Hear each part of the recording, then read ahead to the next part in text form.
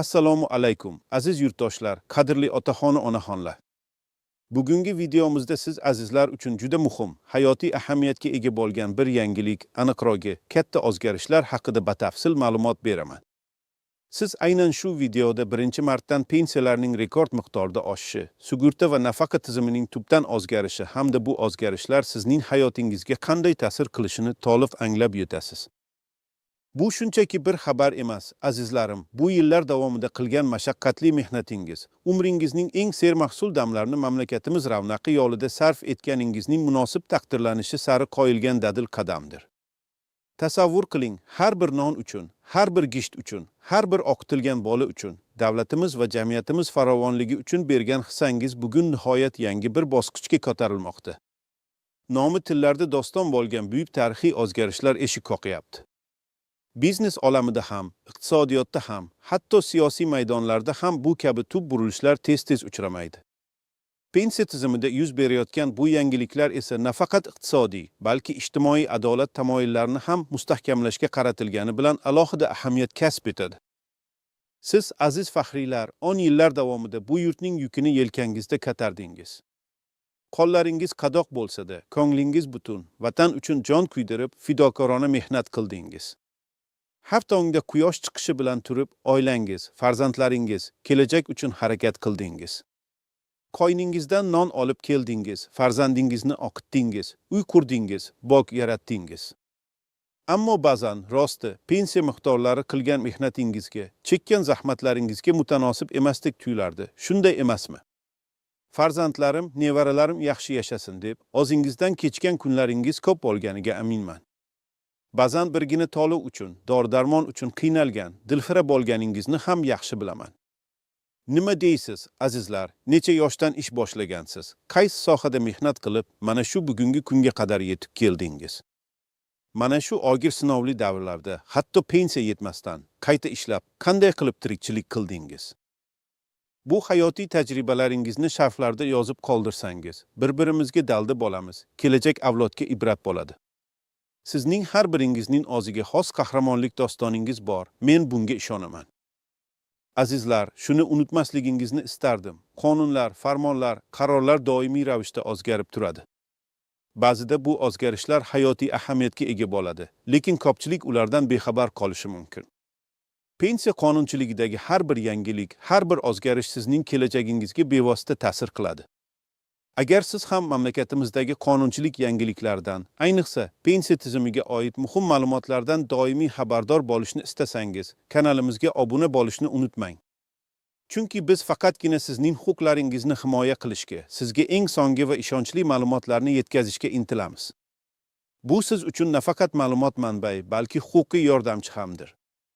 Kelajakda qanday masalalar bo'yicha ma'lumot berishimizni istardingiz? Bu haqda ham sharhlarda yozib qoldiring. Endi esa avvalgi vaziyatga qaraylik. Qanday edi pensiya tizimi?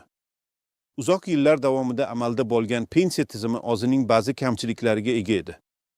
Pensiya hisoblash metodologiyasi murakkab bo'lib, ba'zan ko'pchilik uchun tushunarsiz edi. Mehnat staji va oylik ish haqi pensiya miqdoriga bevosita ta'sir qilsa-da, bu ta'sir har doim ham adolatli emasdek tuyulardi. Ayrim holatlarda odamlar ko'p yillar davomida fidokorona mehnat qilgan bo'lsa-da, past pensiya olishga majbur bo'lardi. Bu esa aholi orasida norozilik kayfiyatini keltirib chiqarar, ijtimoiy adolat tamoyillariga putur yetkazardi. Shuningdek, norasmiy mehnat faoliyatiga ega bo'lgan shaxslar uchun pensiya olish imkoniyatlari cheklangan edi. Bu esa ularning keksalikdagi ta'minotini xavf ostiga qo'yardi. Hatto ba'zi kishilar umr bo'yi qishloqda dehqonchilik qilib, mol boqib, chorvachilik bilan shug'ullangan bo'lsa-da, ularning mehnati to'liq hisobga olinmagani tufayli pensiya olishda qiynalishgan holatlar ham bo'lgan. Bu albatta ularning umr bo'yi qilgan mehnatiga nisbatan adolatsizlik edi. Bugungi kunda esa vaziyat tubdan o'zgarmoqda. Prezidentimiz tomonidan qabul qilingan yangi qonun va qarorlar pensiya tizimini zamonaviylashtirish, uni yanada shaffof va adolatli qilishga qaratilgan. Asosiy e'tibor sug'urta tamoyiliga qaratilmoqda. Ya'ni sizning ish beruvchingiz yoki sizning o'zingiz tomonidan pensiya jamg'armasiga to'langan sug'urta badallari pensiya miqdorini belgilashda asosiy omil bo'lib xizmat qiladi. Bu degani kim qancha ko'p badal to'lagan bo'lsa, kelajakda shuncha yuqori pensiya olishi mumkin bo'ladi. Bu tizim mehnatkashlarni o'z mehnatini rasmiylashtirishga, oylik ish haqini to'liq ko'rsatishga undaydi, chunki bu ularning kelajakdagi pensiyasiga bevosita bog'liq bo'ladi.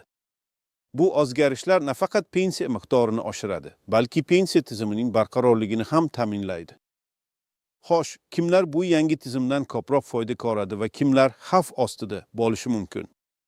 Eng avvalo, rasmiy mehnat staji bor, ish haqi to'liq ko'rsatilgan va barcha sug'urta badallari to'lab kelingan fuqarolar eng katta yutuqni qo'lga kiritadi. Ularning pensiyasi rekord darajada oshadi, chunki ularning tizimga qo'shgan hissasi to'liq hisobga olinadi. Davlat korxonalari va tashkilotlarda ishlaganlar o'z vaqtida barcha hujjatlarni tartibga solib, oylik maoshlari rasmiy ko'rsatilgan fuqarolar uchun bu chinakam shoshilinch xushxabardir. Ular o'zlarining yillar davomidagi izchil mehnatlari evaziga munosib taqdirlanadi. Ammo xavf ostida deganda, bu kimdir pensiyadan butunlay mahrum bo'ladi degani emas, balki ularga pensiya olishda ma'lum bir qiyinchiliklar tugilishi yoki pensiyaning minimal miqdori bilan cheklanishi mumkin bo'lgan shaxslarni nazarda tutamiz. Bular asosan norasmiy mehnat faoliyati bilan shug'ullangan, ish staji to'liq hujjatlashtirilmagan yoki umuman sug'urta badallari to'lamagan fuqarolar hisoblanadi. Ular uchun bu yangiliklar bir qator savollarni keltirib chiqarishi mumkin. Masalan, endi men nima qilaman? Mening yillar davomida qilgan mehnatim hisobga olinmaydimi degan savollar tugilishi tabiiy. Ushbu toifadagi fuqarolar pensiya olish uchun qo'shimcha hujjatlar yig'ishlari, o'z mehnat stajini tasdiqlashlari yoki hatto o'z xohishlari bilan sug'urta badallari to'lashlari zarur bo'lishi mumkin. Davlat bu borada ham ma'lum mexanizmlarni yaratmoqda. Masalan, o'z-o'zini band qilgan shaxslar uchun ixtiyoriy sug'urta badallari to'lash imkoniyati. Bu haqda keyinroq batafsilroq to'xtalamiz. Bu jarayon esa ulardan ma'lum bir harakatni, hujjatbozlikni va eng muhimi, ma'lumotga ega bo'lishni talab qiladi. Shuni ham ta'kidlash joizki, bu o'zgarishlar faqatgina bir necha kishiga emas, balki butun mamlakatning ijtimoiy adolatga erishish yo'lidagi ulkan qadamidir. Pensiya tizimini isloh qilish har qanday davlat uchun murakkab va mas'uliyatli jarayon hisoblanadi. Chunki bu millionlab insonlarning taqdiriga bevosita ta'sir qiladi. Hukumatimiz ushbu sohada chuqur tahlillar o'tkazib, xalqaro tajribalarni o'rganib, nihoyat shu qarorga keldi. Maqsad har bir fuqaroning keksalik davrini munosib tarzda o'tkazishini ta'minlash, ularga ishonchli ijtimoiy himoya kafolatlarini yaratishdir. Azizlar, shuni bir o'ylab ko'ring. Sizning oilangizda, yaqinlaringiz orasida pensiya masalasida qanday muammolar bo'lgan? Kimningdir ish stajini topishda qiyinchiliklar bo'lganmi yoki kimdir past pensiya olgani uchun qiynalganmi? Ushbu yangiliklar qaysi qarindoshingizga yoki qo'shningizga ko'proq tegishli bo'lishi mumkin deb o'ylaysiz? Bu boradagi fikrlaringizni, tajribalaringizni sharhlarda kutib qolaman. Sizning har bir fikringiz biz uchun qadrli. Xo'sh, bu yangi sharoitlarda siz qanday harakat qilishingiz kerak? Birinchi navbatda xotirjamlikni saqlang va vahmaga tushmang. Yangiliklar har doim ham darhol tushunarli bo'lavermaydi, lekin har bir fuqaro uchun yechim topish imkoniyati bor. Ikkinchidan, o'z mehnat stajingizni va sug'urta badallari to'langanligi haqidagi ma'lumotlarni tekshiring. Bu jarayonni Mi.gov.uz portali orqali yoki pensiya jamg'armasining hududiy bo'limlariga murojaat qilish orqali amalga oshirishingiz mumkin. Barcha hujjatlaringiz, mehnat daftarchasi, diplomlar, guvohnomalar va boshqalar tartibli ekanligiga ishonch hosil qiling. Agar qandaydir nomuvofiqliklar bo'lsa, darhol ularni bartaraf etish choralarini ko'ring. Ba'zida birgina hujjatning yo'qligi yoki xato bo'lishi pensiya hisoblashda katta muammolarni keltirib chiqarishi mumkin. Shuning uchun bu masalaga jiddiy yondashing. Uchinchidan, agar siz norasmiy mehnat faoliyati bilan shug'ullangan bo'lsangiz, bugundan boshlab o'z faoliyatingizni rasmiylashtirish haqida o'ylab ko'ring. O'z-o'zini band qilgan shaxs sifatida ro'yxatdan o'tish va ixtiyoriy sug'urta badallari to'lash imkoniyatidan foydalaning. Bu sizning kelajakdagi pensiyangizni ta'minlash uchun muhim qadam bo'ladi.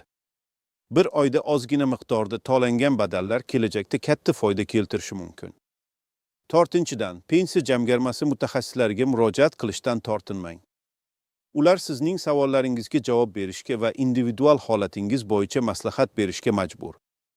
Agar sizning holatingiz murakkab bo'lsa, bizning yuridik ofisimizga ham murojaat qilishingiz mumkin. Biz sizga har qanday yuridik yordamni ko'rsatishga tayyormiz.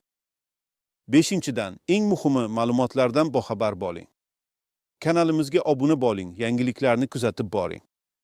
Chunki har bir yangilik, har bir qo'shimcha ma'lumot sizning huquqlaringizni himoya qilishga va manfaatdorligingizni ta'minlashga xizmat qiladi. Shunday qilib, azizlar, birinchi martdan boshlab pensiya tizimida yuz beradigan bu ulkan o'zgarishlar, shoshilinch xushxabar chinakam rekord miqdordagi oshishlarni va sug'urta nafaqa tizimining tubdan yangilanishini anglatadi. Bu shunchaki raqamlar o'yini emas, balki millionlab insonlar hayotida ijobiy burilish yasaydigan, ularning keksalik davrini yanada farovon va munosib qilishga qaratilgan ulkan islohotdir. Sug'urta va nafaqa tizimining umumiy o'zgarishi, bu adolat tamoyilining tiklanishi, mehnatga yarasha haq to'lanishi va har bir fuqaroning ijtimoiy himoyasi mustahkamlanishidir. Aytingchi, azizlar, sizning yillar davomidagi mashaqqatli mehnatingiz, qilgan fidokorligingiz bugungi kunda nihoyat o'zining adolatli va munosib qadrini topdimi? Ushbu o'zgarishlar sizning pensiyangizga qanday ta'sir qilishini kutmoqdasiz? Javoblaringizni sharhlarda kutib qolaman. O'zingizni va yaqinlaringizni asrang. Keyingi videolarda ko'rishguncha